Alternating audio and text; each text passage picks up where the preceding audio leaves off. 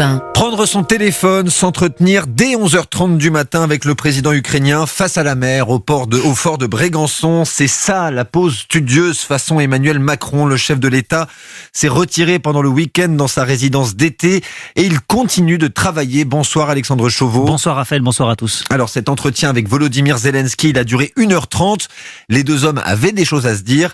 Ils ne s'étaient plus parlé depuis le 16 juin. Oui, c'était, on s'en souvient, lors de la visite du président français à Kiev avec le chancelier allemand Olaf Scholz et le chef du gouvernement italien Mario Draghi. Emmanuel Macron a tenu tout à l'heure à réaffirmer son soutien au peuple ukrainien dans un contexte marqué par la cinquantaine de morts causés par le bombardement d'une prison à Olevnica dans l'est du pays. Le président français a ainsi annoncé à son homologue le don d'un laboratoire mobile d'analyse ADN censé aider à documenter ces crimes. Autre sujet de cet échange, les besoins militaires, humanitaires et économiques de l'Ukraine. Emmanuel Macron a notamment confirmé la volonté de la France de poursuivre son soutien aux forces ukrainiennes sans donner plus de précisions à ce stade.